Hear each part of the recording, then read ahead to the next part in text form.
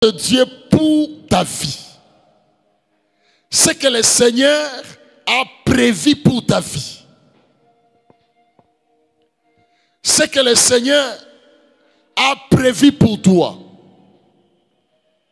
Dans Jérémie chapitre 29, verset 11, la Bible dit, moi je connais les projets que j'ai pour vous.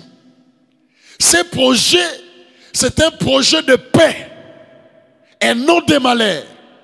Ces projets, c'est pour vous donner de l'avenir et de l'espérance. Le Seigneur a un projet, un programme pour chacun de nous. Et le projet de Dieu, ce n'est pas un projet de malheur, c'est un projet de bonheur. Lorsque tu étais conçu, lorsque tu venais sur la terre, tu venais avec un programme bien précis. Tu n'es pas un fruit de hasard. Le Seigneur avait prévu de bonnes choses pour ta vie. Et j'aimerais te dire, mon frère, tu n'es pas un projet par hasard. Tu n'es pas venu par hasard dans le monde. Tu es venu selon les programmes de Dieu. C'est pour cela que tu es venu en ces temps précis. Aide-moi à dire à ton voisin, je ne suis pas un fruit de hasard. Est-ce que tu crois à cela? Tu n'es pas un fruit de hasard. Les programmes de Dieu, les projets de Dieu, ce que le Seigneur a prévu pour toi, ce sont des meilleures choses que tu dois vivre sur la terre. Mais combien vivent cela? Combien vivent ce que le Seigneur a prévu pour nous? Regardez-nous ces cas où des femmes ont accouché. Ils ont accouché presque au même moment. Une accouche 3 jours après, l'autre accouche. Mais ce sont des prostituées qui habitaient même maison. Chacun avait son enfant. Mais un jour, une femme, elle a mal dormi. Elle a dormi sur son enfant. Elle a tué son enfant parce qu'elle a mal dormi. Elle a dormi sur son enfant et son enfant est décédé.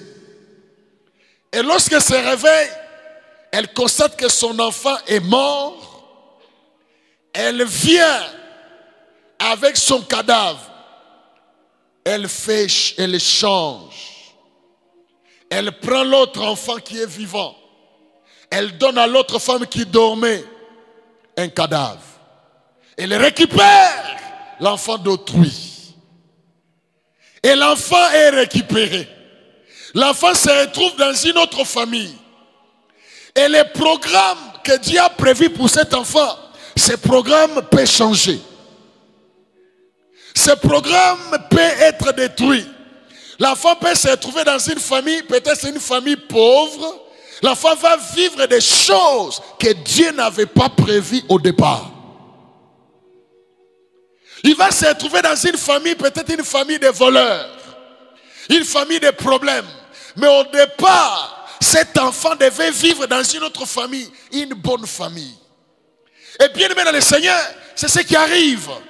Il y a des gens qui vivent des choses qu'ils ne devaient pas vivre. Ils se trouvent dans des situations qu'ils ne devaient pas vivre. Et je vis dans la vie des gens souffrir, des gens qui ne devaient pas souffrir. Je vis dans la vie des gens très intelligents, mais se trouvaient comme ça en train de tourner en rond. Ils vivent autre chose. Ce que le ciel avait prévu, ce n'est pas ce qui vit sur la terre. La vie a été changée. On a volé, on se trouve, la vie se trouve de l'autre côté. Alors que cette personne devait avoir une bonne vie. Il devait vivre. Imaginez-vous, cet enfant se retrouve dans cette famille-là où les gens souffrent. Il va croire que c'est la volonté de Dieu. Non, bien aimé dans le Seigneur, certaines choses que tu vis dans ta vie, ce n'est pas la volonté de Dieu. Et cet enfant pouvait dire, c'est la volonté de Dieu. Je suis ici, c'est ma maman. On souffre. C'est que le Seigneur sait quand ça va finir. Non, petit, ce n'est pas ça. Tu ne devais pas être là. Ce n'est pas ta place. La vie que tu as, ce n'est pas ta vie. J'ai suivi un documentaire. Je vois quelqu'un en train de voyager. Il voyage. Une personne vient lui dire, mon cher, tiens pour moi ce petit sac ici. La personne tient le sac. Et puis, ils sont en train de descendre, en train de marcher avec beaucoup de gens. Ils arrivent à la migration avant de sortir. Ils cherchent la personne qui lui avait donné le sac. Ils ne voient pas. Et comme celui qui avait le sac, ce sac avait les drogues. La personne, on l'arrête. Il explique. On dit non. Non. Comment c'est possible? Non. La personne condamnée. Combien d'années? Si c'est 25 ans de prison. À l'étranger. Il était de bonne foi. Il voulait aider quelqu'un. Et voilà là où il va finir sa vie. En prison. Il y a des gens qui souffrent, qui ne devaient pas souffrir. Mais je lève mes mains ce soir. Que ce que le Seigneur a prévu pour toi, c'est ce que tu vas vivre. Ce que le Seigneur a prévu pour toi au ciel. Aujourd'hui, pendant que je priais la journée, je disais à Dieu, Seigneur, voici ce que Jésus-Christ nous avait laissé comme prière. Il dit, notre Père qui es aux cieux, que ton nom soit sanctifié, que ton règne vienne.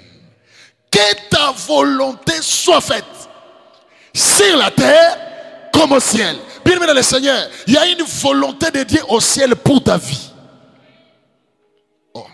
Je parle à quelqu'un qu'au ciel, il y a une volonté de Dieu pour ta vie. Et ce que le Seigneur a prévu pour toi au ciel, c'est une volonté en détail. Ta vie en détail.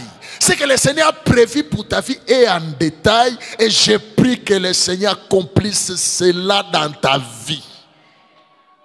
Et c'est là en détail, mes frères. Dieu n'est pas surpris. C'est-à-dire que tu peux regarder comme ça là. Dieu avait tout prévu pour toi. Il dit, donne-nous notre pain quotidien. Pendant que j'ai prié, je dis, Seigneur, tu as dit, donne-nous notre pain. Bien-aimé dans le Seigneur, chaque jour il y a un pain pour toi. Mais dommage que tu vis avec des miettes. Ce que le Seigneur a prévu pour toi, ce ne sont pas des miettes, c'est le pain. Je prie que le Seigneur te donne le pain. Le pain, pas les miettes. Il y a des gens qui vivent le miette. Des gens qui ne devaient pas vivre. Ils vivent de miettes. Tu ne devais pas vivre le miette. Et cet enfant se retrouve de l'autre côté. Heureusement pour cet enfant, sa maman regardait attentivement. Je prie que le Seigneur t'ouvre les yeux, que tu regardes ta vie attentivement. Que tu regardes ta vie attentivement. Est-ce que ce que je vis, c'est ma vie? Non, ce n'est pas ma vie. Seigneur, donne-moi mon enfant. Je veux ce que je dois vivre aujourd'hui. La vie que je dois vivre aujourd'hui. Est-ce que ce que je vis, c'est ma vie? Non. Je veux la vie qui est au ciel. Ce que le Seigneur avait prévu exactement pendant ces moments. Je ne vais pas passer à côté. Il a regardé attentivement. Il dit non, ça c'est pas mon enfant. C'est pas mon enfant. Puis mais dans le Seigneur, quand tu marches, instantanément, arrête-toi. Regarde ta vie attentivement. Seigneur, est-ce ce que tu veux pour moi? Non, je ne pense pas que c'est ce que tu veux pour moi. Je ne pense pas que c'est ce que tu veux pour moi. Seigneur, je ne pense pas. Et voilà. La vie peut être compliquée. La vie peut être changée, mes frères. Bien aimé dans le Seigneur, vous devez savoir qu'on peut changer votre vie. Oui. Oh non, pasteur. On peut changer. On peut modifier le cours de votre vie. Il y a une puissance qui peut modifier la vie. Bien aimé dans le Seigneur, si cette terre des hommes, il y a des forces qui peuvent changer le couloir de votre vie. Votre vie peut être compliquée. Vous allez comme ça, on complique votre vie. Vous vous retrouvez comme ça là. Et rien ne marche. Le diable peut modifier le cours de la vie de quelqu'un. Les sorciers ont le pouvoir de modifier la vie. La destinée de quelqu'un. On peut changer la destinée de quelqu'un. Les malédictions, les alliances peuvent modifier la vie de quelqu'un. Mais bien aimé le Seigneur, toi tu es un enfant de Dieu. j'ai pris que le Seigneur t'ouvre les yeux, que tu comprennes que il y a autre chose que ce que tu vis maintenant. Ce que le Seigneur fait pour toi, ce n'est pas ce que tu vis maintenant. Il faut que quelque chose se passe. Et vous allez voir que les gens souffrent. Ils vivent des choses qu'ils ne devaient pas vivre. Les sorciers modifient les cours de leur vie. On m'a parlé de l'histoire de quelqu'un. Cette personne, il vivait sa vie normale.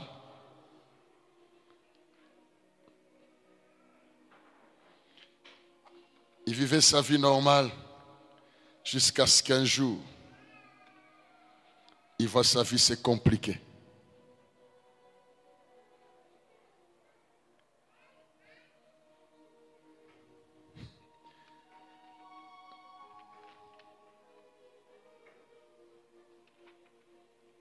La personne, très intelligente, il a des diplômes,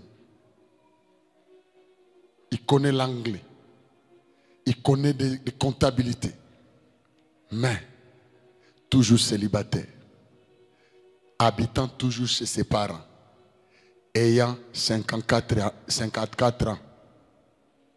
Il a 54 ans, il est encore chez ses parents, il n'est pas encore marié. Mais il est intelligent. Vous voyez comment la personne, est-ce que cette personne, c'est ce qu'il devait vivre? Non, ce n'est pas ça sa vie.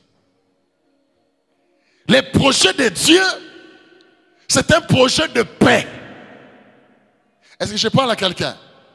Les projets de Dieu, c'est un projet de paix et non de malheur. Ce que le Seigneur te donne t'apporte la paix et non le malheur. Ce que le Seigneur a prévu pour toi, ce ne sont pas des choses c'est pas des choses qui vont compliquer ta vie. La fois passée, j'étais à Kin, j'ai vu une jeune fille venir me voir au bureau après avoir prêché. Cette fille me dit, pasteur, est-ce que tu peux prier pour moi? J'avais prêché sur autre chose. Il est venu se m'entrer dans le j'ai senti que vous devez prier pour moi. Je voulais l'appeler aujourd'hui cette fille, mais je ne sais pas pourquoi je ne l'ai pas appelée. Il dit, pasteur, j'ai 24 ans. Mais je ne sais pas. Il m'arrive de faire pipi au lit. Pas une fois. Chaque fois. Avec des larmes. J'avais pitié. Comment est-ce possible? Il dit, je ne sais pas. Ils ont consulté des médecins. On a fait. Mais je lui ai dit, là où les hommes ont échoué, Dieu ne peut pas échouer. S'il y a quelqu'un, avec sa parole, il a parlé, il a dit que dans cette famille, personne ne va avancer, personne ne va évoluer. Une parole d'un homme, et cette parole traverse des générations et des générations. Les gens de cette famille vivent les malédictions en malédiction. Mais je connais aussi quelqu'un. Je connais aussi une parole. Bien-aimé dans le Seigneur, cette parole s'appelle éternelle. La parole de Dieu s'appelle éternelle. Ça peut traverser des années. Ça peut traverser des générations en générations. Je proclame, la Bible dit, on ne dira plus que les parents ont mangé des raisins verts et les enfants en ont les dents agacées. Chacun mourra pour son propre péché. Je déclare si quelqu'un, tu ne mourras pas pour les péchés de quelqu'un d'autre. S'il y a des alliances dans ta famille, on a sémé des choses dans ta famille et que personne ne peut voler.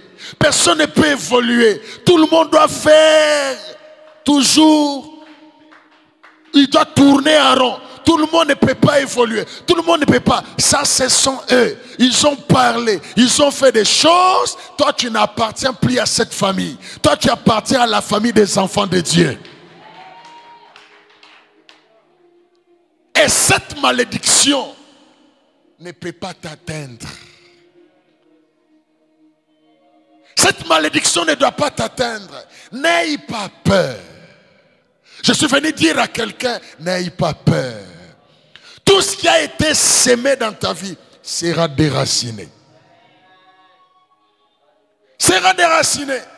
J'ai parlé des agents qui modifient les cours de l'histoire, la destinée. Les sorciers, ils peuvent le faire. Mais le Seigneur, quelqu'un quitte ici, il voyage, il arrive, il va en Europe, il est dans l'avion. Et puis, comme ce sont de longs voyages, il se déchausse, il enlève les chaussures. Lorsqu'il enlève les chaussures, il dort un peu là. Et puis ils arrivent en Europe. Lorsqu'ils atterrissent, il se réveille, il ne voit plus ses chaussures. Il cherche les chaussures, il ne voit plus ses chaussures. Il cherche, il n'y a plus de chaussures. Et il descend pieds nus dans un pays étranger. Toi, un noir, tu débarques à sa vingtaine, tu descends à pieds nus, en train de venir. On a regardé, non, il a un problème psychologique. On le prend, il dit non, il dit, tu as un problème, comment tu peux descendre de pieds? Il explique, tu vois un blanc, tu l'expliques que tu avais enlevé et puis les chaussures se sont perdues. Il dit, comment ça peut se perdre comment? Viens, tu as un problème psychologique. On l'amène là-bas. Et on lui dit, tu ne peux pas entrer. Et puis c'est la première fois que tu arrives chez nous. Tu dois rentrer dans ton pays avec tes problèmes. La personne, on les garde. Le lendemain, on les retourne au Congo. Il rentre. Il arrive à l'aéroport. Il trouve ses chaussures. On a mis ça là-bas que quelqu'un avait oublié ça dans l'avion. Et puis c'est fini. Voilà comment le diable peut détourner la destinée de quelqu'un. La personne devait aller, mais se retrouve ailleurs. Et bien aimé dans le Seigneur, soyez-en conscients, c'est sérieux. Le dimanche, je vous ai parlé de cet homme qui travaillait à la NASA. On m'a raconté son histoire, il travaille à la NASA. Il a démissionné pour venir investir au Congo. Il rentre, il reste et il reste pour toujours. Et sa vie terminée. Et gloire au Seigneur, s'il y a quelqu'un qui peut voler, il y a quelqu'un qui peut récupérer. Il dit, la Bible dit que les voleurs ne viennent que pour voler, égorger, détruire. Mais la Bible ne s'arrête pas là. Si la Bible s'est arrêtée là, c'est fini pour nous. Et puis il y a quelqu'un qui dit, non, je suis le bon berger. Le bon berger. Notre Jésus est là. Il va récupérer ce qui a été volé. La destinée volée, mais récupérée. Cet enfant a été volé, mais on le récupère. Le matin, on le récupère. On est allé chez qui? Ils sont allés voir qui? Ils sont allés voir Salomon. Salomon, il est roi. Ils sont allés Salomon avec la sagesse.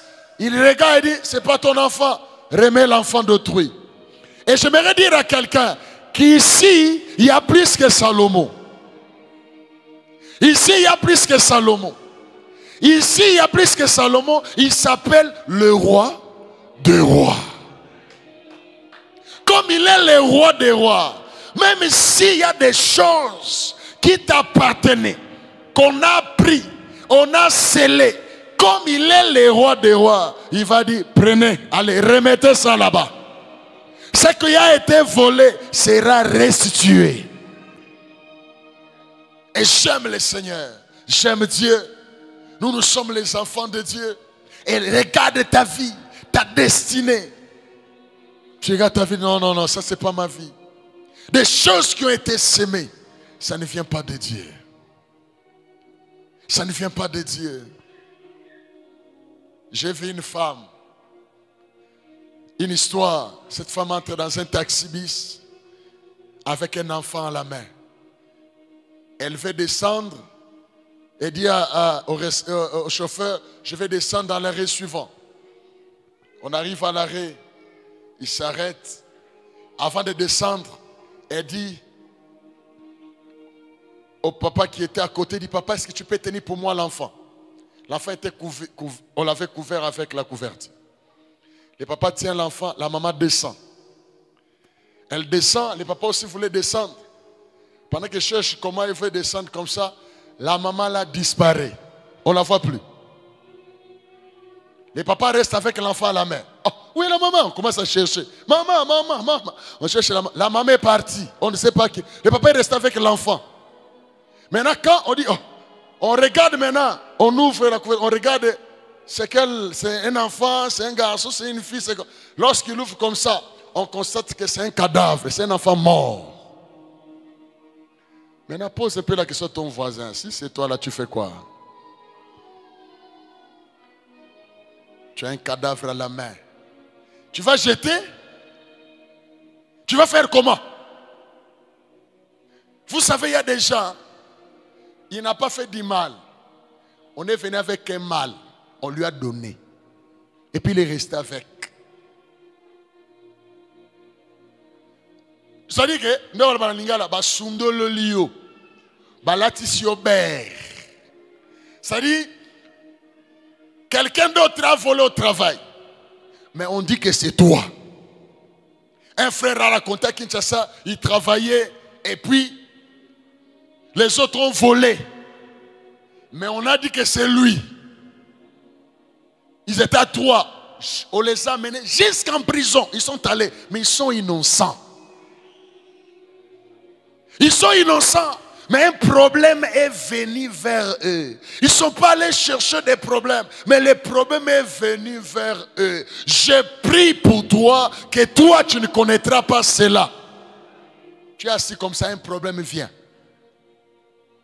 Un problème vient et puis tu ne sais pas comment sortir de ces problèmes.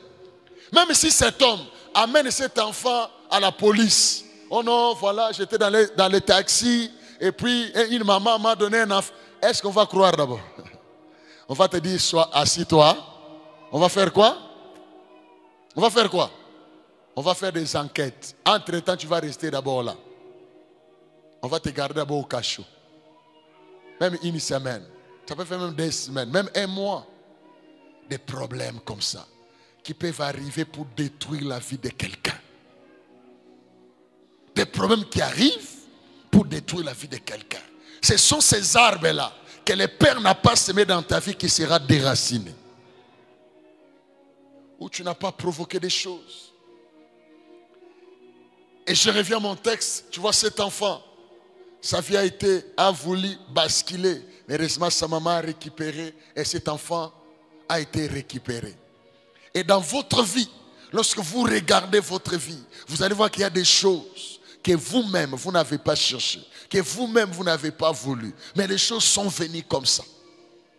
Quand vous regardez votre vie, vous voyez comme si la vie ne marche pas. Des choses, ça ne vient pas de Dieu. Lorsque je regarde ma vie, non, je dois refuser. Je dois refuser. Il faut que tu refuses. Comme cette femme a dit, je veux mon enfant. Quelqu'un va dire, je veux ma santé. Quelqu'un va dire, je veux mon travail. Je veux le bien-être. Je veux la paix. Et je refuse. Vous voyez quelqu'un, il est ivrogne. Sa vie est en train de se détruire avec l'ivrognerie. Il a l'argent et tout son argent s'est mis dans l'ivrognerie. Mais il est spécialiste en discussion où il est versé, où on ne peut pas boire. Mais regardez votre vie. La vie est en train de se détruire. Comment raconter l'histoire d'un jeune homme? Il ne fait qu'étudier. Il a fait 18 ans. Il n'est qu'en G6, c'est G2, G2 ou G3, je ne sais plus. Il a fait 18 ans à l'université. Tous ses amis ont déjà fini. Il est toujours là. En train de boire et de boire. Sa vie est en train de se détruire. Sa vie est en train de se détruire. Sa vie est en train de se détruire. Et c'est ce que le diable fait. Il amène des choses qui peuvent détruire votre vie. Et heureusement qu'il faut regarder attentivement à ta vie. Et puis tu dis, ça c'est pas ma vie. Donne-moi ma vie, Seigneur. Je refuse ceci. Ça, c'est pas mon mari. Ça, c'est pas ma femme. Ça, c'est pas ma vie. Ça, c'est pas mon niveau. Caleb a regardé, il dit, Seigneur, tu avais dit, lorsque j'avais 40 ans, que je devais avoir cette montagne. Mais je regarde ma vie aujourd'hui. Je n'ai toujours pas cette montagne. Seigneur, donne-moi cette montagne. Caleb a réclamé et le Seigneur lui a donné sa montagne. Bien aimé, quand tu regardes ta vie, tu es à quel niveau? Quand tu regardes des choses, n'accepte pas. Lève-toi dans la prière. Je refuse ça. Je ne veux pas cette vie. Je ne peux pas rester au même niveau. Je dois évoluer. Je dois aller de l'avant. Pourquoi moi je dois toujours subir? Pourquoi moi je dois toujours vivre ma vie en dessous de la normale? Vous savez, il y a un animal, un oiseau qui mange toujours des choses que les autres ont mangées. Vous connaissez cet oiseau-là? Les oiseaux ont capturé, ont mangé, ont laissé. Et lui, il vient manger. Il mange que ce que les autres ont laissé. Il y a des gens qui ne vivent que comme ça. Je prie que le Seigneur te donne ce qui est à toi. Il faut refuser ce genre de vie.